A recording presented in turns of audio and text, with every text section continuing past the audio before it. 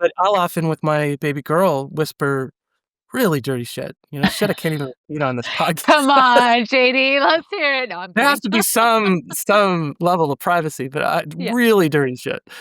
And we both know it's wrong, but it's so good.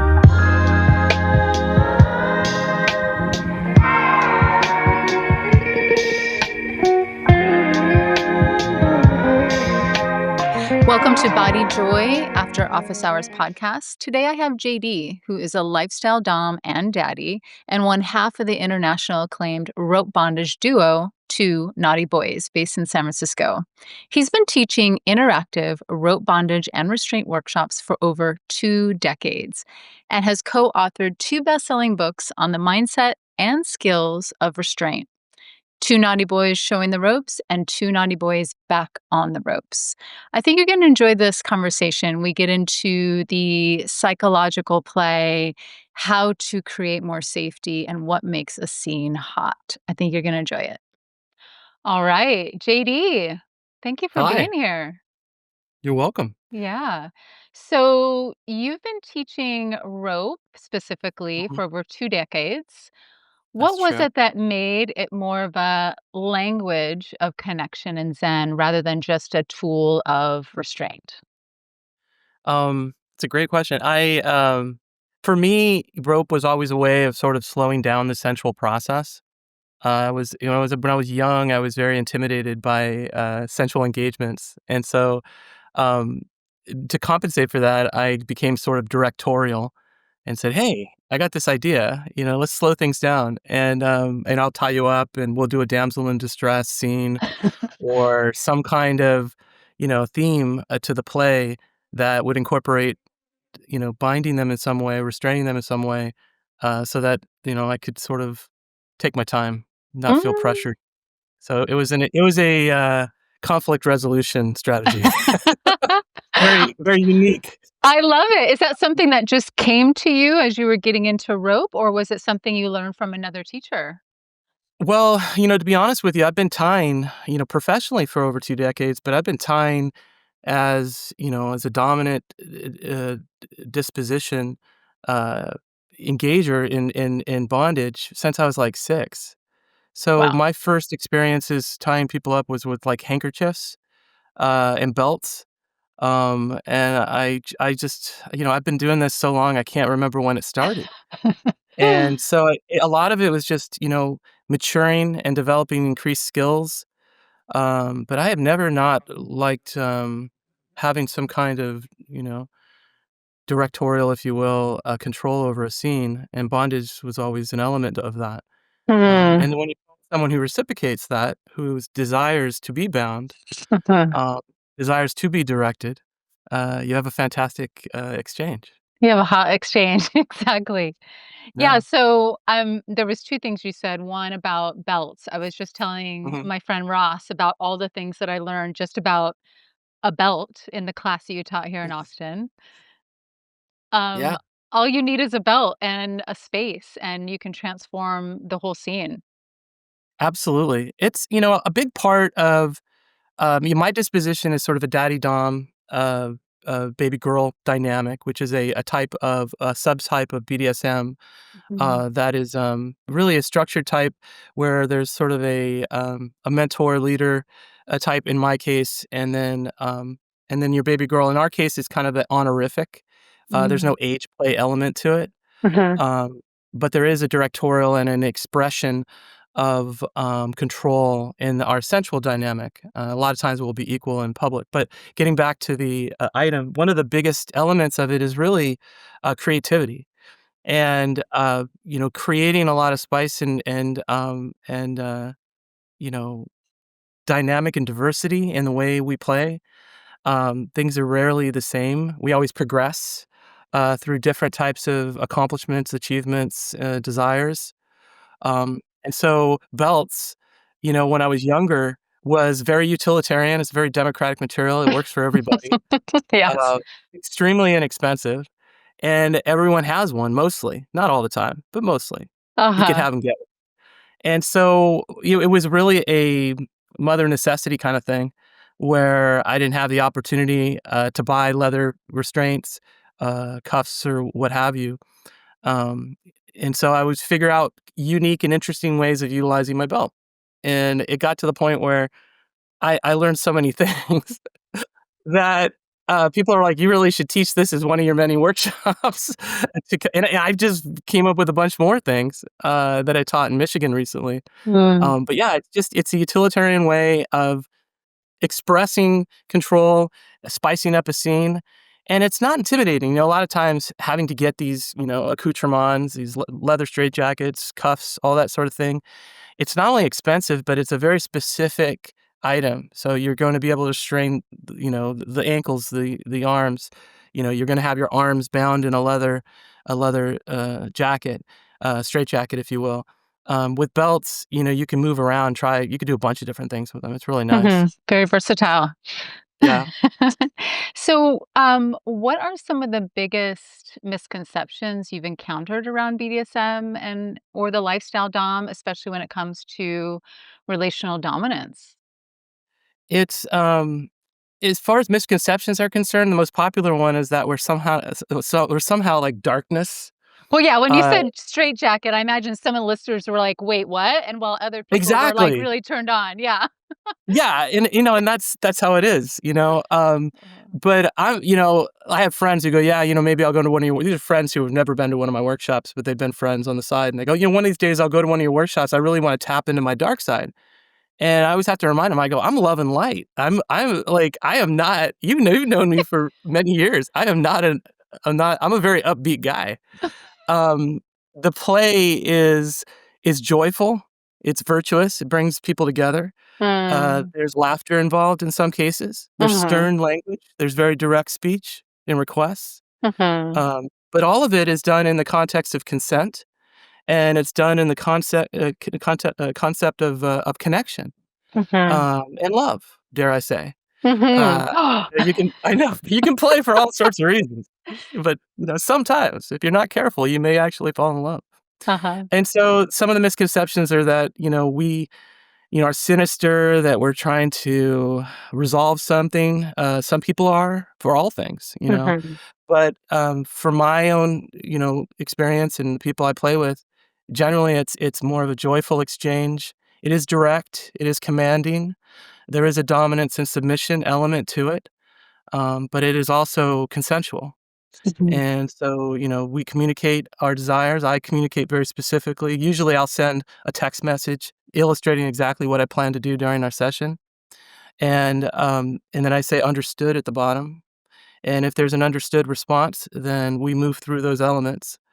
If there's a qualification, understood, but like my back is hurting me, my arms, I don't know if I can, fine. We qualify, and that particular directive becomes modified due to our communication. And then there's all sorts of elements. I could talk about that in a little bit about consent. But mhm, generally speaking, I think as far as misconceptions are concerned, is that this dark and sinister. It really isn't. mhm. Uh, Yeah, we don't see a lot of examples, especially in media, and yeah, yeah, we don't see the full range that might be possible for people. So, yeah, do you think the archetype of daddy is being reclaimed these days or more misunderstanding within this modern kink culture? Because you've been in it many years. So you've yeah. seen this, I imagine you've seen this arc Mhm. happen. Yeah. Do you want to share about that? Absolutely. It depends. It depends on what avenue of information you're engaging. Um, but just from a popular culture in the last couple of years, you have that movie, Baby Girl. It came out about a year ago. Yeah. And, it was filled with a lot of misconceptions. Yeah. Um, I thought it was good drama, and you Yeah. have to kind of spice things up. I understand. I think if, I always jokingly say that I would, if I ever wrote a polyamory book, it would just be about shopping, picking up the kids. Google So Docs and schedules. yes, yeah, Google Doc scheduling. Nobody would wanna buy my book, it's like because everybody wants to talk about the sex, Yeah. and I am here to do that, so don't I will give you all the things. But as far as media and popular expressions of daddy baby girl dynamic, that particular movie, I felt like, there was a lot of naivety in it. There was a lot of undeveloped maturity and emotions and authenticity. Mhm. because one of the most foundational elements of daddyhood is having self-confidence, is having self-assurity, Mm. communicating, okay, listening, being open to response. That's a huge part of it, and then not shutting down emotionally, being consistent, being steady, because it's less something that you bring, and it's more something that you provide, and Wow. that people move to it. So it's not dominant in a muscular way. I Mhm. don't manhandle to the degree that I'm taking control because of physicality. Mhm. Trying to be a stationary, safe, consistent, mature, supportive, Mhm. individual that people move towards. And when I say people, what I mean by that is that this disposition is not exclusive to the bedroom. A lot of times people ask me, "So how do I become more dominant in the bedroom?" And then I always joke back to him. I said, "You know what? When I hear that, I always ask the question, how do I be more communicative in the bedroom? How do I be more self-assured in the bedroom? How do I be more, you know, more consistent in the bedroom?" And I said, you could just take bedroom out of it and say, how can I in my life be more self-assured, be more direct, communicate clearly, Mhm. listen, be open to exchange, not shut down when people give responses to the communications that I received. Then you do that at work. You can do that with your friends. You can do that with your family, your children, and then your lover. Mhm. And so it's something that you bring to everything you do. And in the case of a sensual dynamic, it happens to involve sexual exchange and BD baby girl exchange, or daddy dom DD baby girl exchange. But yeah, you can apply this to everything you do. Mhm. Yeah, that's Should such dir- a it when you explain it that way, it it makes me personally just feel really safe and secure and wanted to go into that more surrendered, trusting space, which so many people crave when they want that dynamic, I imagine. They want someone to trust them and fully surrender and oftentimes when I'm working with a couple, they're unaware of the deeper trust that needs to be built and how to do that, on a psychological level. Absolutely, yeah, Yeah, absolutely. yeah. I always say that daddyhood dominance, if you will, that disposition is not contingent upon a relationship. Mhm. In fact, I encourage people many times to express and to create a ritual around fostering those elements of one's personality independent of a relationship. Mm. Do you wanna go It's deeper not into, like, how someone might set that up? And I guess I already have a story around people saying, "Well, I can only explore this with, say, my lover or my wife or whatever," yeah. and they reserve that kind of play, but yeah, how do you foster that in community in a way that's healthy? Yeah. Well, first it's, even in the bedroom, even though it's a sensual exchange, it's about disposition, and it's Mhm. about, like you said, comfort, something that you feel safe with. And so, for example, recently at work, someone was having a difficult time hearing something I had to express to them.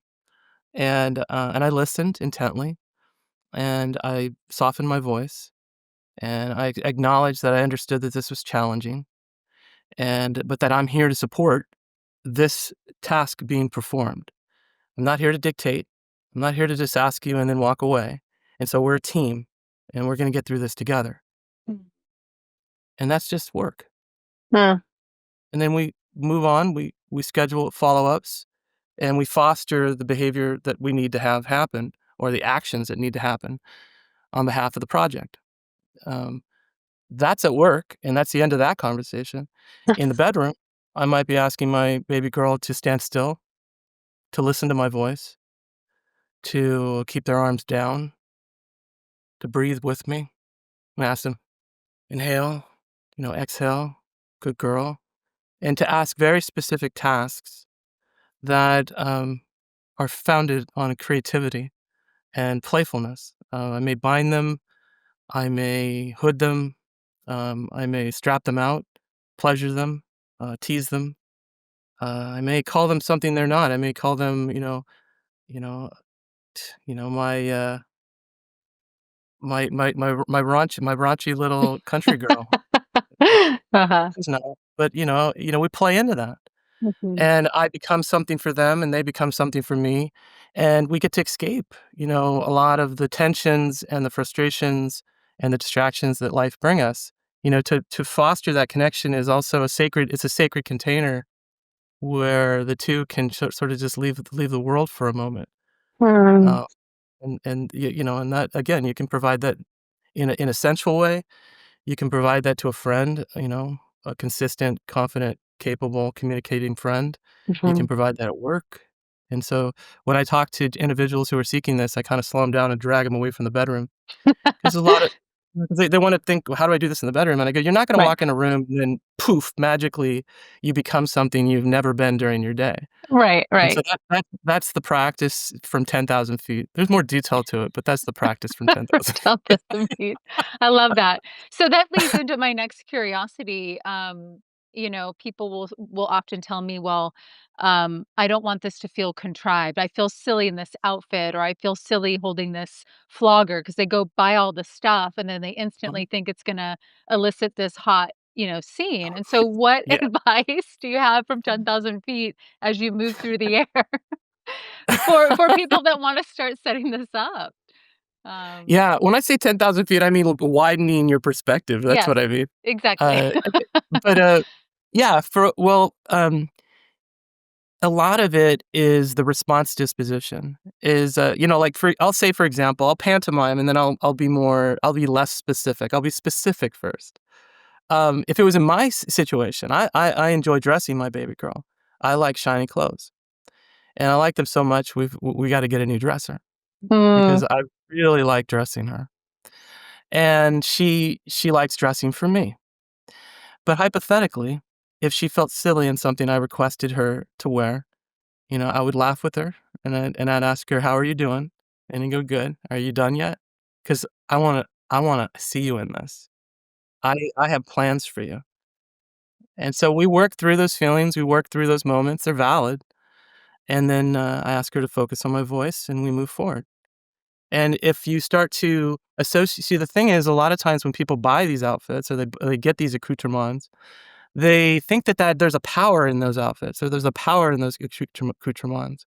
Like if you wear thigh boots and a corset and upper length leather gloves, that somehow you're going to immediately become a dominant. And you see this a lot in movies and for in sure. television shows where you'll see the awkwardness of a character actor walking in dressed as a dominatrix or dominant, and you can tell they are neither dominant or a mistress. They're just wearing a costume. Uh-huh, And so in order to live into the outfit, because the outfit is sort of an outside symbol of an inward goal, you uh-huh, know? It's a symbolic, but I can put a lab coat on you and that doesn't make you a doctor per se, you know? And so what you need to do is the work and mhm, to start to associate that particular dress, dynamic, or material as a source of pleasure and joy, mm, and, and having the presence of mind, the self-awareness to recognize it takes time, but it does. I mean, even simple objects, like we talked about a belt, and a belt for most people is just something to hold your pants up with, but over time, when you play with a belt, when you restrain someone, when you pull it out and use it to manipulate their body, control their body, then a belt means something very different to them. And so it takes time, uh-huh. uh, to really do these things, and to not necessarily have to buy all the stuff at once too. You could start slowly. Yeah, Um, yeah. yeah. So 2 things. 1, the belt, the association with the belt. Like, I have a history going back into my old childhood where I was, like, punished with a belt, and it was not Mhm. great. And so when I became an adult and I almost had to reorganize, myself around the belt because I was also really compelled by it. I really love the sound of it. I love the smell of the leather. I love the Mhm. tinkling of the belt buckle. And so, that was my internal process around that. But it took also the care of someone, to guide me through that. It wasn't a solo process. And I wonder if you ever come across that when you're working with someone or maybe a Yeah. couple where someone's got a little squick and they don't quite know how to, or they have a trauma response or a visceral response in their Yeah. body, and they're trying to pull it into more of a sexy or more positive association, what you would do there. It's a it's a common aspect of a lot of what we do. There's, Mhm. the origin stories for different people sometimes come from tragic use and circumstances we wish it had not happened. But there's something about that particular thing that has imprinted itself on us. And if, as an adult, we're able to take those things and sort of co-opt them and morph them into a more healthier exchange, maybe even bringing two people together and feeling closer, what a fantastic way to manage that particular memory or that particular aspect of self. Mhm. The reason why I phrase it that way is because I personally um, don't feel that you actually let go. You can never get over that. You can never take that. That's a part of you. For better or for worse, the scars that we have are with us for life. But how we feel about them, our relationship to them, changes the size of the power they have over us. Like Mhm. I had a girlfriend uh, many years back who had a scar on their face, and she was she was you know preoccupied by it, and I found it very attractive. And I thought it was very sexy, and I wanted her to wear less makeup because I wanted to see it more often, and that, provided, I think, her a safety to move into, to see it in a different way. Mm. It's not a source of something I should hide or to shy away from, it's something I should flaunt because my partner really, really digs this. And so getting back to a BDSM or some kind of primitive desire, for being bound, for example. Perhaps it was done in a way or the element of those belts, as you said, was an abusive, dynamic. Uh, but to but that's not going away. You're still gonna be thinking, "I got belts and I got this thing," and so having someone who has the patience, who's not in a rush, that's a big deal. We don't have Mhm. to do things to our partner the first night we decide to engage with them in a very direct and sensual and dr and, sort of, dominant way. And so to take your time, to ease into it and to start to make those associations, to rewire our brains to see those things as sensual, as those things as virtuous. And when I say Mhm. virtuous, I mean, brings you closer to somebody. Mhm. And so it's just a process, it takes patience and awareness. Hmm, that's so beautiful. And but yeah, it takes awareness and people being, having the patience and even guidance to even go there. Um, I want to hop to your experience with working with Cleo in San Francisco for the Mhm. school. Would you mind going into that? Sure. The pro dom intensives, Yes. yeah, Clio, established those kind of in the early 2000s, Mhm. for, service providers, women and men initially, who, provide a service, for exchange. It's a transactional service to give people a sensual, fantasy, a scene, a session. Mhm. And, there's a lot of elements that go into that. And so, there's the skills, there's the attire, there's the disposition, there's the mindset, there's the finances, there's the how do I negotiate banks, how do I negotiate payments, all of those things. And Mhm. so rather than, simply try to compartmentalize all those elements and make each of those particular functions, its own workshop, it was decided from her and a collaborative group of individuals, Mhm. to establish the Pro-Dom Intensive, which was a 3-day period. You started on a Friday, and you bonded with this group, uh, of women and men, depending on the group, who were brought together to learn these things, to increase their skills, to establish their skills, to create a foundation for what could be a side career, or in some cases, very rare, a primary career. Mhm. And my participation came in I think about 3 or 4 years after it started, and, maybe not, maybe even earlier, but I did it for 15 years, and Wow. I think it went on for 19. But my participation was mindset, timing, bondage, obviously, uh, and, disposition.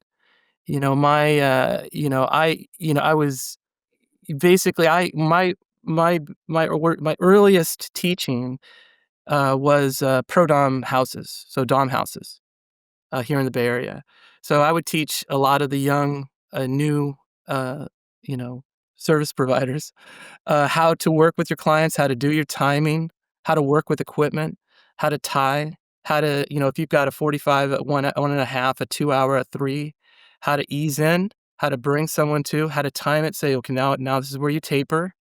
This is where you guide them out, showing transition zones. How do you bring your client to the next stage? No client should be seeing one another. All of the protocols associated with the Dom house. That was my position, is to kind of guide them through that process. Cleaning prior to the next session, because you got to prepare for your colleagues, we'll call them, session. Yeah. Nobody wants to deal with your crap. And so it was not only teaching the structure, form, and function of it, but it was also teaching the orchestration and working with others in a community of service providers, people who provide fantasies, talking about timing. When is this going to occur? A lot of people come in thinking, well, I'll do this at night after work. Yeah. And I go, no, you're going to do this in the early morning before someone goes to work, Yep. for lunch, and then right after, because these people are coming to you before they go home. Yep. They're not, very rarely do you get like a 9 o'clock. No. Yeah, it doesn't happen. Oh, congratulations on Maybe that. in the On that, movie. Maybe in the movie it happens. in Yeah. the movies, it always happens like that. Oh, Yeah. I'm late. Oh, I'll wait for you. No, I won't. And so it's like I'll be right there. Yeah. So that was my element. As far as disposition, I used to tell them, it's really best that you say as little as possible. Because from a dominant disposition, especially I'll just do a heterosexual sort of cis dynamic. Well, not really cis, but heterosexual. Cis is a little bit different. But from a heterosexual dynamic, from a male and female dynamic, the male client is going to project onto you perfection. Mhm. They're just gonna. You look the part. You have the skills. All you have to do is not interrupt them. Let them make you perfect. And so you don't have to be something more than what. And that's a very unique experience to service providing. So this isn't how I would coach couples, which I'll get into, because we also did those. We did intensives for couples, Mhm. but that's really where it started. Um, and then over time, couples were like, we would like to learn how to do a dominant submissive exchange, and it's structured, it's supervised. The couples get to take on the roles with assistants, and people can step in while they're doing scenes. They learn skills that they can exploit and employ. They find their archetype, as we say in a Jungian way. Are you what kind of dom? Sometimes, like from female doms, there's a lot of different archetypes. You have your femdom, which is your classic, dressed to the nines, thigh high, corset long, so that's just like classic. Then Mhm. you have your mommy doms, and they're just nurturing. They just want to be there for, Mm. for the little boy. And then you've got your sadistic doms, your vicious doms who just want to use you and remind you that you're a worm, but you're their worm, and I you're love gonna be a that. sticky, dirty worm, and you're gonna be listening. There's those different ways, and so finding your archetype is a lot of part finding yourself. Because when people say they're a sub, I always say, "What kind?" If someone says they're a dom, I say, "What kind?" If I'm Mhm. having a discussion where that could be requested or asked. Mhm. But yeah, there's different types of subs, there's different types of doms. In the daddy baby girl dynamic, for example, um, I reference the fact that myself and my partner have, it's an honorific. Being her daddy is an earned title. It's Mm. because of who I am for her and myself, frankly, and primarily for myself. Um, and so that disposition in her presence is very comforting and provides a opportunity for me to direct and for her to receive. But she doesn't identify, for example, as a baby, as a little, Right, which like is fine. like age play, but Yeah, it's very something different. exactly. She doesn't Right. identify as that at all. She's in her mid-30s, and she's very mature adult, and Mhm. so that is how that dynamic goes. But everyone has their own little flavor. Mhm. Um, And so depending on what your flavor is and what kind of music you like and all that sort of thing, it's like you move a little differently, but you understand we all love music, Uh-huh. just a Wonderful. little different. Yeah. I love watching your Instagram because you publicly share some of the accoutrement that you have, like the Mhm, hoods that, mhm. completely cover the eyes and the ears, and again, like, some people may look at that and be like, "Okay, what? Why does this bring comfort, and why does this bring peace? This seems so sinister." And so can you go deeper It yeah. into some of that, I can give you a little bit of background. please? Um, so it does, and that's someone else's, association. But Mhm. I'll tell you where I'm coming from. Yes. So when I'm doing that, and this is pretty personal, so I'm actually gonna give you a little bit of something I don't usually give people. Okay. So when I was coming up in the scene and expressing my disposition, the self-awareness, self-assurity, communication, the daddy dynamic, it can be difficult at times to look into the eyes of your partner, to feel the insecurities that are within you. Nothing's coming out of them. There's no you don't want to project. But inside of us, sometimes we'll have a moment where, what I used to jokingly say to some of the people I was working with, you don't look as you don't, if you don't, I don't feel as cool as I look in these boots kind of thing. You know? And so in the case of someone else, they don't interrupt him. But in the case of myself, I don't want to interrupt me. And so historically, when I was younger, I would blindfold my partners just to kinda, "Okay, now I can take my time, now I can fuddle around, now I can Mhm. grab it and not feel like I have to be a Mister on it constantly." 'Cause Mhm. sometimes you're like, "Oh, shit, I gotta dig underneath the bed because I forgot to pull the thing out," and it Yeah. just doesn't feel cool, and I put cool in quotes because sometimes it could be, overbearing. But so for me, the blindfold became the vehicle for me to explore and to feel more confident without the eyes of my partner Uh-huh. staring at me. And there's a And then lot over that happens too, like if yeah. someone can just hear or, Mhm. you're engaging with their body in subtle ways Yes. too. Yeah.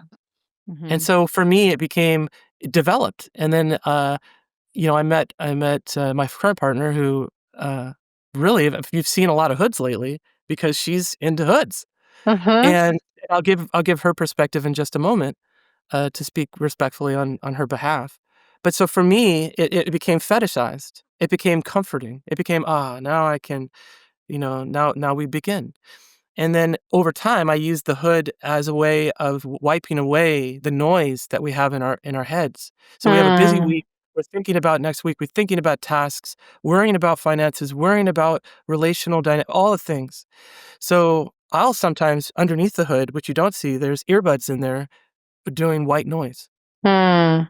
And then the hood itself, takes away the eyes, takes away, they can actually, in some cases, depending on the hood, don't tell too many people, but they can mumble a bit. So we'll communicate even with the hood on. Right. Everyone thinks it's all silent, but there's actually some mumbling. In fact, there's one hood I call the mumble hood because you can actually mumble it. So there's still communication, and there's hand signals that we use too, but nothing Uh-huh. happens fast enough to be problematic. And so for her, it's just a complete release. I'm Mm. let of I can't even form a thought. All I can do is feel the pleasure. All I can do is feel the grip on my ass, is to feel the restraint stretching me out. It's a break from this constant reminder that we have this advanced cerebral cortex, Mm. that presses constant consciousness into everything we do, which is fantastic. But sometimes we need a break in a healthy way. And so Yeah. that's hood. The hood is a give and exchange. I know from a distance. And frankly speaking, I like it looking a little sinister myself. I find that very sexy. Uh, so even though I'm taking away the sinister nature of it, I like that it looks sinister. Yes, you are correct. It looks sinister. Yes, more. You're claiming it. Yeah, Oh, that's I love wonderful. it. I love it. Got two on the Mm. way, actually. Wow. Okay, I can't wait to Yeah. see. I think you also Oh had man. some sort of mouthpiece that, like, would hold the mouth open. Yeah, you have some Yes. interesting toys, and I just wonder, like, Yeah. what's the psychology underneath some of these things? A lot of it's based on circumstantial. I love putting my partners in circumstance. I love drool. I love, requesting patience. Um, I love seeing things that are only, temporarily exposed, like a mouth. Mm. I like vulnerability. I'm very appreciative of it too. I reward, and I remind. It's not just a take, there's an exchange. Mhm. And it leads to a lot of behavior patterns that, I was talking to my partner and my baby girl recently, and, I was saying, 'cause we just had a weekend away last weekend, and we played a lot, and we hiked and went to the beach and did all normal stuff too, um, and had coffee, if you could Wow, like you normal sat and stuff, had wow. coffee I know, exactly. through the Um, hood. that's but yeah, exactly. But that kind of connection and dynamic and that acquiescence really builds other qualities in a daddy. Like I always open doors, but I just feel more protective. I feel more appreciative. Mm. That exchange builds a bond, a very private connection that no one else can compare to. I sometimes get, I won't say too much, but I get, solicited, if you will, by people because they see me as a source of, in some cases, fantasy, Uh-huh. but I'm in a committed dynamic right now, and when the strength of that dynamic just keeps my head to the ground. Like, I just don't look up at people. I mean, not to Uh-huh. be part of it's just I have things to do, but I'm so I'm so not available, because of that connection and because of that play. So Hmm. it builds a very strong, um, central, link. It's Yeah, very powerful. It's very that's powerful. beautiful. It sounds very, again, just very safe and secure and offering, allowing your partner to surrender even deeper. What a beautiful setup. Mm. Yeah. We're pretty lucky. It's a good time right now. Yeah, I love watching your reels. I'm like, "Oh my gosh, this is so beautiful." This is so beautiful. I wonder what else is going through your mind for you when you Mhm, are doing, say, a rope scene or when you're, um, binding somebody in some of the jackets and things. What are mhm. some of your thoughts? And Some of my thought I yeah. was gonna Oh, say, go I ahead. imagine it's different. So do you have play partners that you don't do the daddy baby girl. Yes. Okay, Yeah. and that's very different than your setup with your partner where it's a daddy baby girl. So I guess describe to me what might be going through your mind in just a play scene with someone. Yeah. No, it's a Mhm. great question because it illustrates that there's different forms of play. Mhm. And so, polydynamics can have multiple partners. And I have 2. I have a primary partner, and then I have my baby girl. Mhm. Um, it's different dispositions are expressed with different people. You don't do always the same thing because there's a term I use. There's a difference between playing with someone and playing on someone. Mm. So, it's fine, it's a communication, it's a connection based on their disposition as well as your disposition. So that's on an intimate level. One of the other gifts that are provided is that some people just want to experience the rope. Or they wanna experience what it's like to be in a straitjacket. I was Mhm. at Body recently, and someone came up to me and said, "Hey, you're the first person who suspended me about 10 years ago." And I go, "Really?" And she goes, "Yeah, there was this cafeteria-style event at this dungeon space, and you could come and try different things. And I came to your station, and I got suspended." And I said, "That's fantastic." The thing is there was an assembly line of people getting suspended, so I suspended, like, 6 people that night. Dang. So but I didn't remember specifically suspending that person, but the point that I'm making is that that particular engagement, what was in my mind was that this person wants to experience rope. This Mm. person wants to feel safe and secure and stable in rope. This person is my responsibility. I am representing the BDSM scene. I'm a steward of this community at this point. It's very, very key that I be focused on safety, on experience, listening. How are you doing? How are you feeling? Do you want to stay up? Do you want me to move you around? So those are what I call academic rigs or academic play sessions or Hmm. what I call room temperature. It's not, you're not temessed, you're not hot, it's not passionate kissing and perspiration pressed against skin. It's just an individual who wants to feel, what it feels like in rope. The second level of that is I have a variety of friends, a lot of friends who just the relationship is less about them and it's more about them and the rope. Hmm. And so I'm simply just a vehicle to give them. the bound experience. And then I just monitor. So what am I doing? I'm just monitoring. So in some cases, I just let them dangle, let them spin, check in. How are you doing? Good. And Mm. I go, where are you at? And they'll go like 20 minutes. I go, okay. And I just back off. And I give them that sacred relationship that they seek because it's unfortunately hard to you can do self-suspension, but even if you're really good at it, there's something about scratching your own back or rubbing your own hand. It just doesn't feel the No. same. Right. Yeah, no, rub your own back, it just doesn't feel the same.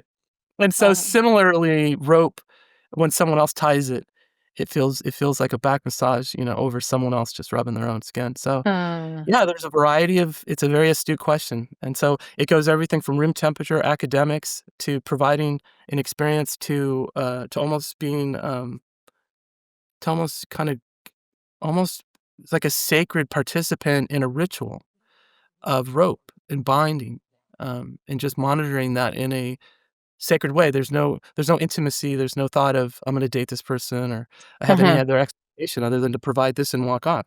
And I have to say some have been bummed about that because they wanted more, but I go, I'm here to provide this and then move on, you know? But those Beautiful. are the different ways of looking at it, yeah.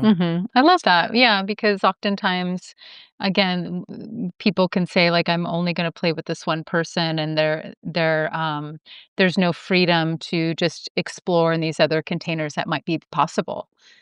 You know? Yeah. Yeah, Yeah. and that takes growth, and that takes maturity. Hmm. There's things that come up for people. My whole thing is I love seeing, the joy in the people I love. Hmm. Uh, you know, there's some partners I'm exclusive, and there's some partners that have other relationships, and I'm like, "How was your night?" "Fantastic." Like, I'm Woohoo! happy. I want them to have fun, and I also see life as a gift.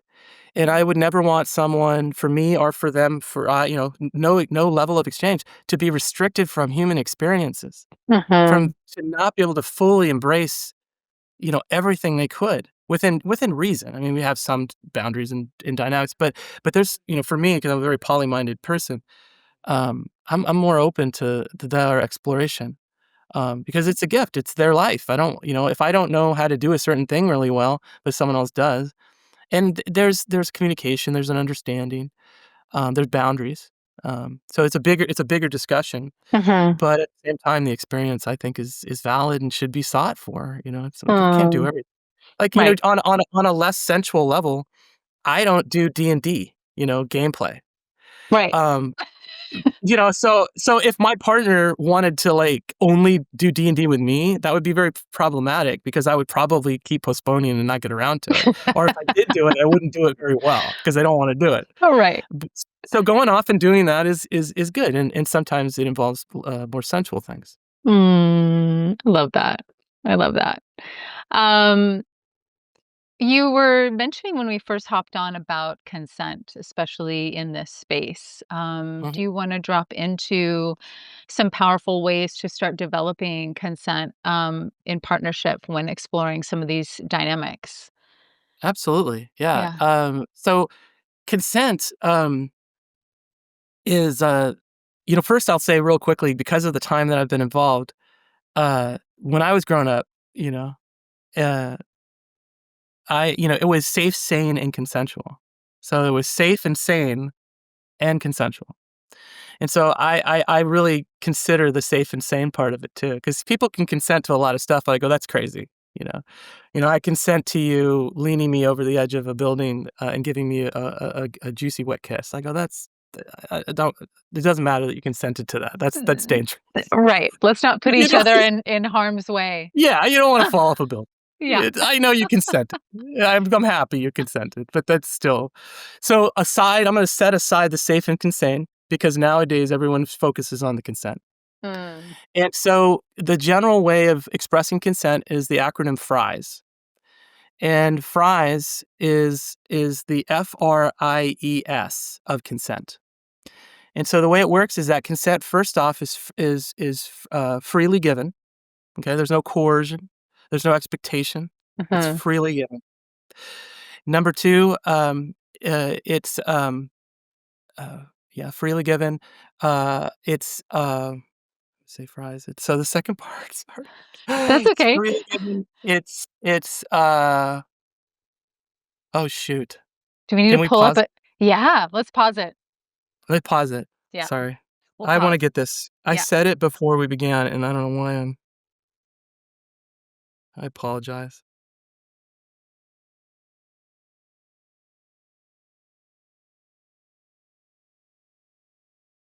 Okay. And this we can just do, like, a smash edit or something? Do There it goes. Okay. Yes. I knew. Got it. Okay, so, do you wanna start now or Mhm. okay. So, in regards to consent, there's an acronym that, we in the community use to kinda remind ourselves of the different elements of consent, and it's called FRIES. So you have the FRIES of consent. The first one is that the F stands for freely given, so it's not coercive. The individual doesn't have an expectation. Like, let's say, for example, you need a ride home at the end of the night, and you're like, "Oh, am I supposed to play with you, or I don't get a ride home?" That's coercive. That's Yeah. not freely. The second one is that it's reversible, and so Mm. this really key element that I love is that even if you give consent, at any time during the scene, you can call it and say, "Listen, you know, I thought this was gonna be one way. It's not feeling the same. I know we're being consistent to what you said you're gonna do, but I actually just remembered I have a photo shoot tomorrow. It's a bathing, it's a bathing suit shoot, and I can't have any bruises on my butt. I wanna have bruises on my butt, but I'm gonna have to revoke this consent because I forgot." Mhm. So it just be revocable, okay? And it could just be well, for what? It doesn't even matter. You don't even have to have a reason. Just it's revocable. You can say, "I'm pulling my consent." And there's a thing I'm gonna talk about at the end about all of this, that's really important, especially for people who have a dominant disposition. So the third element is I, which is it's informative. So you wanna provide very specific information as to what are you planning to do? Where are you planning to do it? What's the expectation? Maybe how long is the scene? It's informative. And then, it's also consent is they say enthusiastically given, that's the E. Now, enthusiastically given, I always say not everybody has that, yes, yes with enthusiastic. Some people are, kind of even disposition or maybe just softer, but just listening in, watching the behavior, listening to the consent, yes, in a way that's definitive. Mhm. Because, for example, this doesn't occur as often with people who you have ongoing consent discussions with a relationship, because you can read your partner and you go, Todd, I get you're saying yes, but But you're you're pretty done. done. Yeah, you're done for Yeah. today. Yeah, yeah. Let's just relax. And so reading into that is a part of being present and being emotionally available. But it is hopefully enthusiastically given. Some people make it easy for you because they're like, hell yeah. And then finally, it's specific. And the specific part of fries is really important because sometimes people let their enthusiasm get ahead of their better judgment. Okay, they get Right. so enthusiastic. And this is what I was alluding to earlier. You don't have to try to accomplish everything in one scene. And so sometimes someone will say, I want to tie you. And then if things are going really well, there's a body response, there's sensual kissing. And then all of a sudden they go, I really want to spank him. But that's not what you negotiated. Uh-huh. So it has to be specific. So shifting what you do, when you say no penetration and you do, these things are violations. And so you Right. have to slow down, let your enthusiasm subside. And that's a part of that self-awareness, Mhm. breathing into the behavior pattern. And so the specific, you can't just shift it. Right. So again, it's freely given, it's revocable, um, it's informative, it's enthusiastically given, and it's specific. Fries for consent. Wow. Now, overarching all of that is being there to listen to the person. Because we give all these people permission to speak, but rarely do we give ourselves permission to listen. And so we have to be open to know, which I think is the most magnificent word ever. There are soft no's, there are hard no's, and there are soft yeses and yeses. And so if someone says, no, I don't feel like that, or I had a rough day, or I'm just here to watch. Thank you so much. Maybe they're at a public event. I'm just voyeuring today. You listen and you say thank you. You walk away. You don't go back and ask again. You don't hound them. Mhm. You have self-awareness to go, that's because that's the kind of behavior, going full circle, that is a safe container. Mhm. Someone knows this person listens to me, this person respects my boundaries. Over time, potentially, there's no expectation, but over time, that person might be more someone they might feel safe with. Yeah. So they may.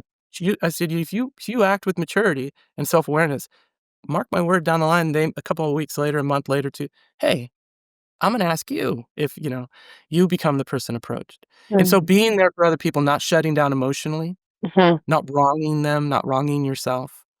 Um, I think if I could tell a short analogy. Mhm. Um, Please.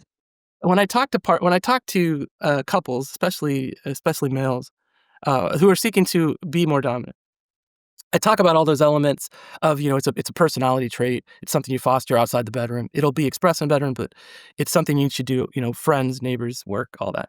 So I tell them this part we already covered. But the other part is I always tell them a little story. I said, a lot of why I am the way I am is not because I became something. It's because I never let go of something. When I would, Hmm. and I wanted to play, I would leave my house and I would go to my nearest neighbor or acquaintance and say, knock, knock, knock. Is Melissa here? Yeah. Do you wanna go out and play? Nah, not right now. I just don't. Okay, go to the next house. Hey, do you wanna come out and play? Not right now, maybe later. I'm kind of in the thing. Okay, soft no, maybe later. But I'm looking to play. Go to Uh-huh. the third house. And the third house says, hell yeah. What do you wanna do? And I go, now we start to negotiate. Well, I think, well, man, I was thinking going to the creek. I was thinking of checking for crayfish, maybe climb some trees, walk my dog. What do you feel? Well, I don't know about the dog walking, but I do like that crayfish adventure. And then we start going on those things. As I matured, it went from hikes and crayfish to hoods, straitjackets, and Nice. yeah, I just never stopped asking for people if they want to play. This needs to be an adult kids book, like It really, yeah, oh my god, yeah. Yeah. It's less about learning and it's more about not letting go. There's a playfulness to it, Mhm. and there's an ease to it, Mm. and that no is not a no to who you are, it's not a no to them, it's just a, "Hey," there's a whole neighborhood of people you can ask Mhm. once, don't berate or badger people. Uh, that's but it is being it's just not shutting down emotionally when you hear a no. It's a beautiful thing. Um, And even a red, which is consistent with, stop in mhm. a scene. It's kind of a universal, "Hey, we gotta stop." And by the way, there's other codes, like there's an equivalent to yellow, which is, "I don't want this to stop, but I want you to check in." So maybe Yeah. I still wanna be tied, but I want you to, like, loosen it a little. And then Mhm. there's green, which I think is fantastic. I always say, there's codes for 'cause the person who is engaging wants to know that you're, good, and so you check in and they go, green or the equivalent of green. Mhm. You wanna continue? "Yes, daddy," could be the green. Mm. Um, so the whole dynamic of communication has within it the potential for no's and shutdowns and denials, but the key of a dominant disposition is to not take that personally, and then also to see it as an opportunity, as I've alluded to gain trust and to be more present, and to Mhm. be more loving. Mhm. Because everyone's struggling, everyone's trying to get through their day, everyone has thoughts and ideas and preoccupations, Mhm. desires, Mhm. uh, dispositions, and, I always say that, stick s y hold stick it out, hold on tight, if you keep trying, you'll find yourself. Mhm. And I say that not to say, because this is usually when someone is looking for somebody. I go, I really would rather you find yourself and be an immovable object who knows who they are, rather Oh. than find someone who's gonna make you feel different, you Mm. know? It's not fair to them, and it's not the solution for yourself. Mhm. So if you stick it out, if you try real hard, you'll find yourself. And then that self is the thing you foster in everything you do. And then people move Mm. towards you. Be a Mm. shiny be a shiny thing. No, This is deep, deep personal work, which is so it's a lot. beautiful. Yeah. Yeah, and I imagine, like, having mentorship and having community and taking classes and really understanding what's underneath all of this instead of, just going in kind of blindly and following one desire without a deeper reflection about it. Yeah. Yeah. I mean, things look different from a distance. Yeah. It's and I get it, I'm like you said, it looks kinda sinister with the hoods and stuff. Yeah, Mhm. I get it. I get it. But the feeling from the inside out is just so different. And Yeah. there's a lot. there's a lot of stuff that I say too, like there's sex for the head and there's sex for the bed. Mhm. And so there's things that you do and there's things that you fantasize about. And so Mm. just because you're fantasizing about something doesn't mean you need to do it. Right. And that's something to tease out as well. It's like, is this something we can role play through words Mm. and the imagination? Mhm. We don't have to physically do it, you know? Mhm. But I'll often with my baby girl whisper really dirty shit, shit I can't even repeat on this Come podcast. on, JD, let's hear it. No, I'm There has kidding. to be some level of privacy, but Yeah, really dirty shit. And we both know it's wrong, but yeah, it's so good. but it's fun to say But it. it puts yeah, and it puts her in the mindset of, "Yes, this is where I'm at, this is who he is, this is who I am." So there's things that you can use through voice and Mhm. through suggestion that you don't even have to physically do. Yeah. That's one thing I tell my clients too, is that you can, just because you have a fantasy doesn't mean it needs to come to reality, and there's a fun Yes. game that you can play. My one of my favorites is, like, Could You Imagine? And you have this, like, banter hot banter back and forth while you're playing, or maybe wrestling or playing with rope, and you're building the story together, and Yeah. knowing that, like, yeah, we can just share these words together and still experience it in our bodies in some way. You know? Yeah. I It's mean, so you could hot. be in a yeah, you could be in a Silent Hill mental hospital, uh, and just requesting, the patient, "Stop now, turn to the wall. Who let you out? Mhm. Put your hands behind your back. Listen to my voice. I'm going to restrain you because I cannot trust you. Mm. And so come with me now, turn away, strap them out. If you fucking move, you can start to do that, and you're not in a mental hospital. You're in your spare bedroom. It is not Silent Hill. Right. It is the it is Roanoke, Kansas, the I love it. Um, oh, one last thing before we wrap up, and I could talk to you for hours about this, is, one of the things that comes up too in just conversation is, when people are negotiating, and that FRIES acronym I've never heard of except for you. So Mm, I hope that gets out more. yeah, When negotiating a scene, like, what's that fine line of, like, being someone that just wants to be surprised and yeah. getting consent and making sure you're on the same page? So how do you personally navigate that? Dealing. Um, I mean, it's always surprising what you feel. Uh-huh. Uh, I'm very specific in my Mhm. particular case, I like I alluded to, I send, like, text messages and say exactly what's going on and what I'm gonna do usually. Mhm. I love that. I talk dirty quite a lot, but, as far as spontaneity is concerned, um, I would say Like, the negotiation, yeah. the fact that the negotiation happened also annoys people. So, Oh, how do you? well, that's Because 'cause they're oh, like, "I yeah, don't yeah, wanna know yeah. Oh, I everything." see what you're saying. Yeah, Yeah, that's where I should maybe I'll put a little light on what I'm talking about. yeah, Yeah, I don't sit down and make it an academic exercise. No, nobody really wants that kind of right. project management Like a level. checklist of. Yeah, yeah, yeah. Yeah, These are all yeah, some yeah. people are into that, and that's fine. Mhm, But yeah, no, you can have negotiation be a part of your dirty talk. mhm, So instead of just saying, "Hey, hi, Melissa, I would like to, maybe meet on Wednesday at such and such a time, and we can do this, but I'd speak to you more intentionally and say, "Okay, we're gonna set aside a time to play, and I'll meet you at your house." And then upon getting there, you just make requests. I would like to see you peel off all of your clothes and stand quietly before me. I'd like you to lower your gaze. mm, Can you do that for me? And there's an immediate response. I'd like you to kick your clothes aside, take off your shoes. Good girl. Turn around, and I'm gonna walk up to your ear, and I don't want you to fucking move. I want you to look forward mm, and not goddamn move. And you whisper things. I'm going to walk you into your bedroom, but it is no longer your space. It's my goddamn bedroom. It's my goddamn space. And you're going to move in accordance to what I say. If you have a qualification or you need me to listen to something, you squeeze my hand. Do you understand?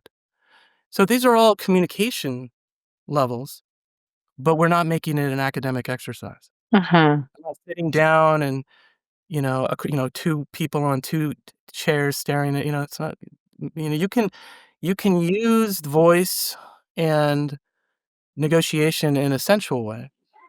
except that I think and when people are teaching this, it's in an academic setting, Mhm. and so it feels so it's like, "This isn't very sexy." Of course Yeah. it's not. You're in a room full of, 80 people. I'm talking, generalities. I got a ink board behind me, you know? Yeah, This doesn't happen in the bedroom all the time. yeah. I mean, you But can that's what really it's like. fetishize the negotiation too. That Anything can be fetishized. I say, Oh, anything beautiful. can be fetishized. There's Mm, things that I post that are little messages to my baby girl that only she knows. They're mm. reminders Uh-huh, and, that nobody else knows, but she knows. uh-huh. That's so beautiful. That's inspiring. Okay. JD, thank you so much for taking time out of your schedule and dropping into this conversation with me. You're Mm. welcome. Is there a message that you wanna leave our listeners as we scamper into Um, our day? yeah, just that there's nothing to live up to, bring who you are, to what you wanna do and what you wanna see in this world, Uh-huh. and that be love for who you are, not for what someone wants you to be. Um, that's my that's my word of the day. Mm. Thank you So, so much, JD. It's a pleasure having you. it was great talking to you.